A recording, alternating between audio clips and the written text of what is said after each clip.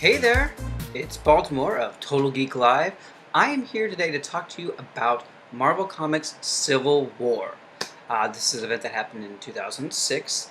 It was a 7-part event series, and then there was quite a few tie-ins to that as well. This series is probably one of the best Marvel comic events that they've had. I'd really rank it up there pretty high. It had lots of ramifications, lots of things happening in it, and the art was amazing. It was incredible. It was beautiful. It was gorgeous. And because of that, one of the things that was frustrating at the time it was being released is the delays. So that was a pretty significant bad part about this comic, as you were actually reading it as it was coming out, because as the delays of the main event happened, the delays on tie-in stories were also happening too, because they didn't want to spoil anything that was waiting to happen. But this event was really exciting. Mark Millar wrote the book. Steve McNiven was the artist for it. It was just beautiful and interesting and complex, and it took an interesting stand. One of the main things that you think about when you talk about Marvel Comics Civil War is, whose side are you on? And that's a really good question. I'd love to hear what you think, what side you're on. Who did you end up going with? So there are two sides. There's Captain America, and then there's Tony Stark. There's Iron Man.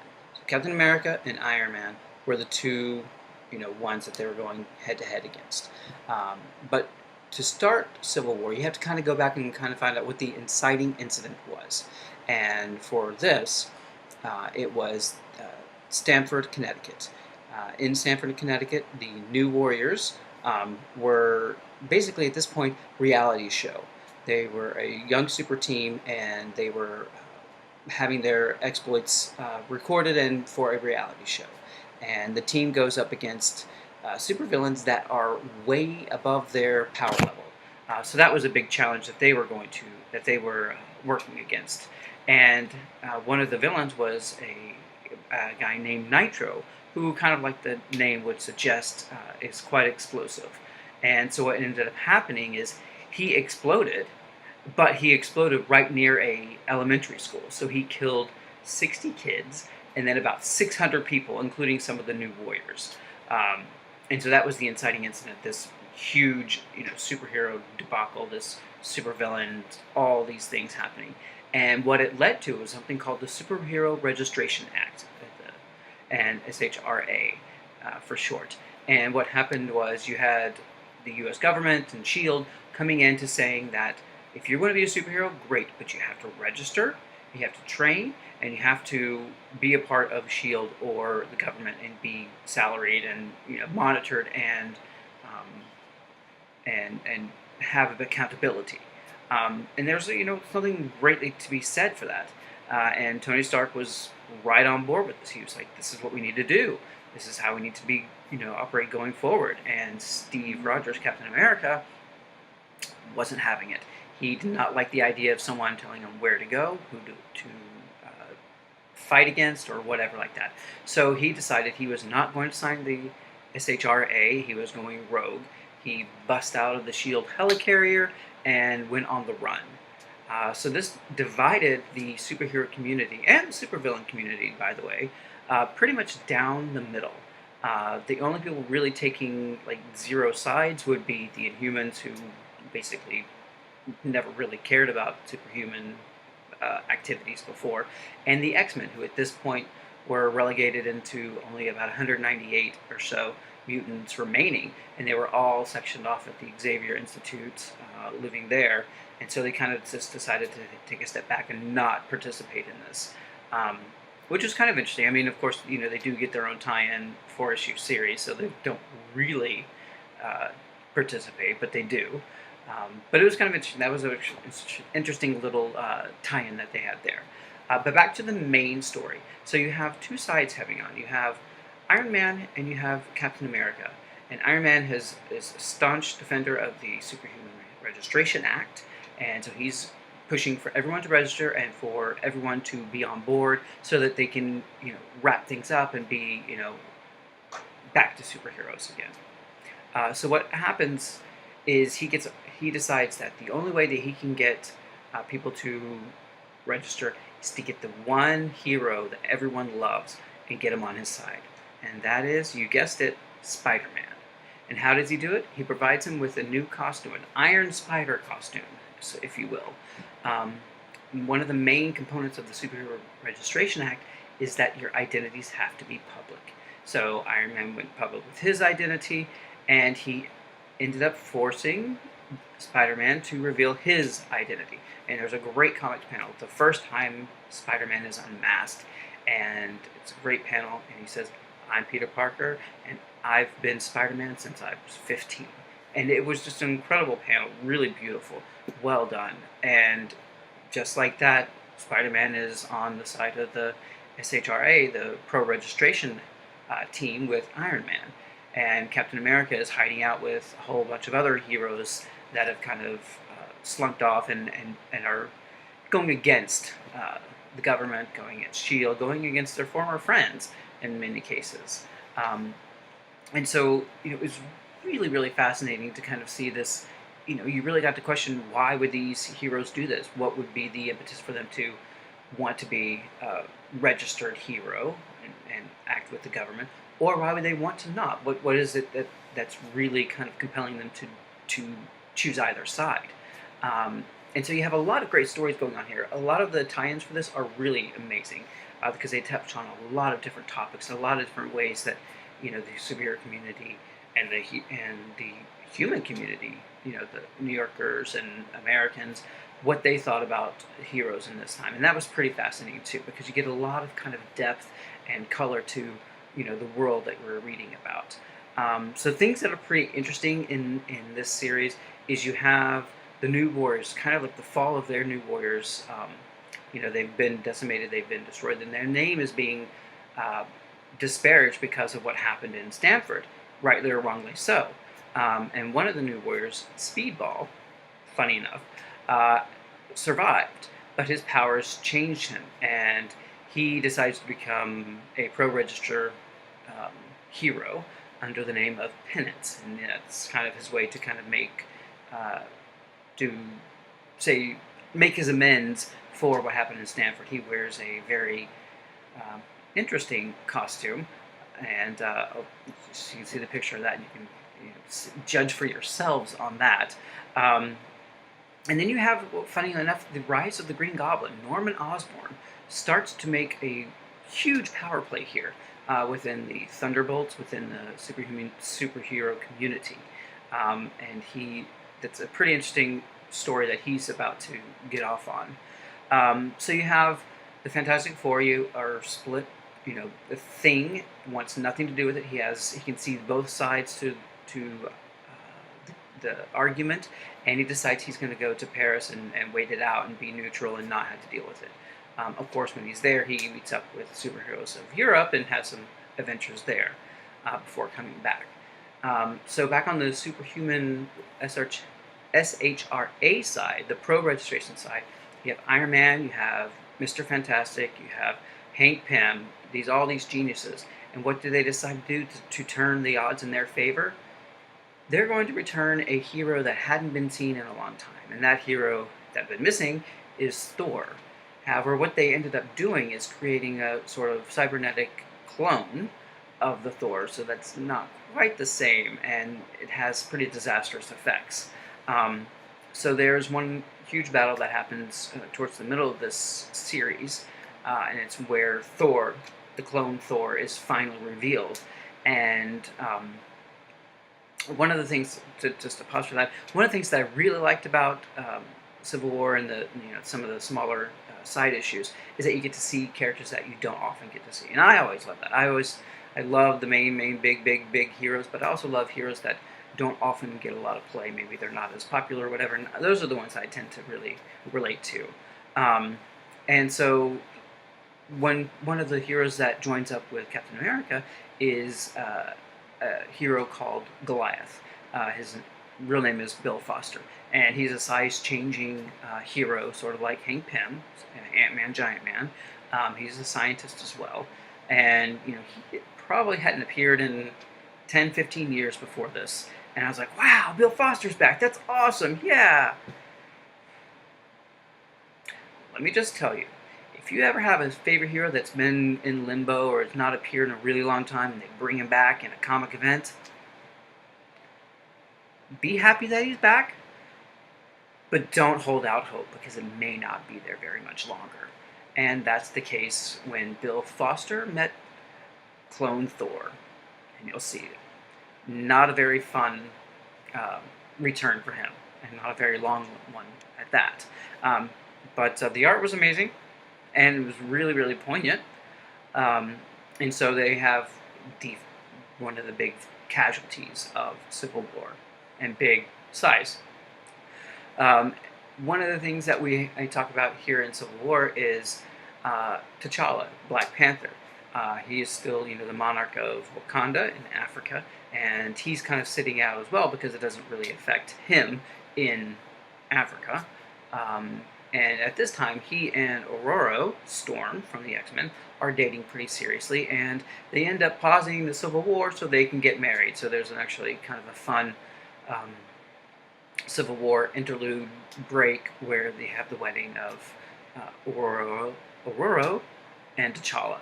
And that's a really cute relationship. That's pretty fun. And actually, it got played out pretty well towards the end of this, in one of the aftermath things that I'll talk about later. So one of the other things that Marvel was doing here is they were taking a reporter called Sally Floyd, not Sally Field, sorry, Sally Floyd and Ben Urich. And what they were doing is they were giving like a kind of reporter's eye view to the stories, what happening, what was going on. They were interviewing people who were connected to either the Stanford explosion or the Superhero Registration Act or whatever, trying to get to the bottom of it and what it means for real Americans, for this Registration Act. And that was a great series. That followed through the entire Civil War as it lasted. So that was really cool. It was a really good story, great characterization and stories that were in that. So one of the things that was really interesting is, each of the tie-in series, they're about anywhere between 2 to 4 or 5 issues each, and that some of them were in the main titles, such as Iron Man or Captain America or Avengers, or New Avengers at this point, and Miss Marvel. And then you had some that were, straight up miniseries, like you had the Young Avengers and Runaways that had Civil War issues. You had the X-Men Civil War that I talked about before. And one of the things that was really interesting about Miss Marvel at this point, Carol Danvers, who is now Captain Marvel, Miss Marvel was on Tony's side. She was a supporter of the Registration Act. And I can kind of buy that because, she is military, so there's, an order there, and I can get that. And she ended up having a really, really fascinating arc with Julia Carpenter, who is the second Spider-Woman, actually my kind of favorite Spider-Woman, who goes by the name Arachne. And she has a young daughter, and she was trying to get out of the country, and she was trying to leave and not have to deal with the Registration Act. She was going to go to Canada.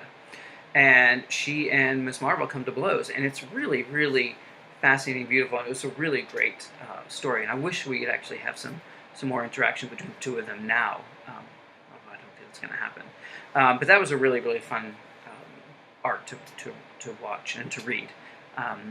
And then we have, let's see. So, Mr. Fantastic, Tony Stark, and Hank Pym at this point are brainstorming what they can do to, help the world and save the world and make it a better place. And the 42nd idea they came upon was a prison in the negative zone, which is some sort of adjacent to our own. And they decided to put a prison there for anyone who was against the Registration Act, supervillains, anyone with superpowers that was questionable or arrested or whatever. And so that was what was happening in that realm. So that was a huge thing. There were losses on both sides, not losses, but losses of the battles, and people who were on the anti-registration side, Captain America's side, when they got arrested, they would be sent to this prison. So they were people who were colleagues and friends and teammates of Iron Man and Hank and Mr. Fantastic, and they were going to this prison. Superheroes that were going to this prison, alongside actual supervillains, people who have been long storied bad people. So there was really, really hard, moral things happening, which was really interesting. And I really liked that Marvel was taking a stab at making some really, really tough choices here for all the characters. One of my standout favorite issues comes from the Fantastic Four, and it's basically Reed has decided he was Superhero Registration Act, pro registration, and Sue and Johnny are not. And Ben, of course, the Thing, had gone to France, so he wasn't participating at all. And Sue decides that she can no longer be with Reed. And there was a beautiful issue where she writes him a letter and tells him, "This is the last time I'm going to see you. I can't be with the man that I don't respect and that has taken this side that I don't believe in." And she leaves, and she joins up with Captain America and is on his side. And so that's a really, really, you had Mr. Fantastic and Invisible Woman and Human Torch on the other. So that's a lot of teams, families were broken up between this. Whose side are you on? Pro-registration or anti-registration? And it was really, really fascinating. And then you get to the final battle, and the Captain America has basically got his team to break out all the people from the prison in the negative zone. So Cloak, who is a teleporter of the Dark Force, basically wraps up everybody and puts them into Times Square, New York, for the final battle royale, the big, to-do. And you have the iconic image of Captain America and Iron Man going at it. And that image made it into the actual movie, Captain America Civil War. It was that iconic and amazingly just, that's it. And it was a brilliant, brilliant, beautiful panel. And you have them going at it, and both sides took losses. Both sides were fighting for their lives, for what they believed in, and you could tell it was really, emotionally connected. And when Iron Man got knocked down, and Captain America was standing over him, about to deliver the final blow, he looks around and sees all the damage that the heroes have caused to the city. Not villains. The heroes fighting themselves have caused all this damage into the city. And he realized this isn't what they should be fighting for. This is not what they're supposed to be. They're supposed to be heroes. And he surrenders. He surrenders on the condition that every single one of his people that he was with, the anti-registration, would be given freedom. They would be commuted any sentence or anything, as long as he would, take the entire blame. And that was of course, that's exactly what Captain America would do. He would not let anyone, take the fall for him. He's, Captain America. And it was such an amazing, great ending for this. And I loved it. And then you have the follow-up issues where, in his own title, he's on his way to, court to be, judged, to be sentenced, to be, dealt with. And he's killed on the steps of the courthouse. Killed. Oh yeah, spoilers. But it's been out for about 10 years, so I think you're good. But it's an amazing, oh my God, Captain America was killed. What are we going to do now? And one of the things that I really, really loved on this, whole event is how much it sets up. Sets up for the next year, 2 years, 3 years, until now, what the Marvel Universe is going to be dealing with. You have what happens to superheroes now that the pro-registration side has won. What do? They set up a 50-state initiative, so each state is going to have its own super team, which is kind of cool and exciting because I love reading about superheroes, and now we get to see superheroes in Alaska and Montana and Alabama and Colorado and South Carolina. So it's kind of cool that each team got their own superhero team. So that was kind of a fun little thing that happened with it. The other thing I'm talking about is the rise of Norman Osborn. He really goes in and takes over the Thunderbolts, which is basically reformed supervillains. Wink, wink. We know how reformed they are. So that starts his rise to the top of the Marvel universe, which is interesting. We have Spider-Man, who has been unmasked, who goes from Team Iron Man to Team Captain America, and he has to deal with the world knowing his secret identity, which ends up being a very controversial subject. What happens to that secret identity, and his marriage, and his Aunt May. I'll leave that for another time. So we have that going on. We have, let's see what else is the ramifications. We have the build up to the next event, which I won't talk about, but you have those kind of starting steps that happen. And so this event was, one, pretty powerful. It was intellectual, it was challenging, and it gave you, a real thought. What do you feel? What do you think? Should they be accountable? Or are they just costume vigilantes, are good and we just let them do what they do? So it's a really interesting, question. So for me, I really loved this series. I thought it was great. I enjoyed it. The art is amazing. It's beautiful. And even in almost all of the tie-ins, I haven't read all of them, but almost all the tie-ins, I really loved the art too. So there was no really bad kind of pain to read. And one of the things, dealing with the delays, before Marvel would just put in a fill-in artist and then let it be. And then once the event or whatever issue is collected, you have art that's amazing. Then you have this weird oh wow, how did this get in here? But because they decided to let the artist take its time and actually do the entire thing, delays happen. It was a hell of a lot better for that. So any of those delays were warranted and certainly welcomed. But I would highly recommend getting this. There's Omnibus coming out, or that's out, you can read. Even just the regular 7-part trade paperback is even amazing too. But to get the full story, there's a lot you can take in and read. But this is a great series. I really loved it. And for me, I have to say, I'm Captain America's side. I am anti-registration, and I can see the pros and cons of both sides, and I understand it, but for me personally, I would side with Captain America. But tell me who you would side with. I would like to hear about that. So once again, I am Baltimore with Total Geeks Live, and as always, it's all geek to us.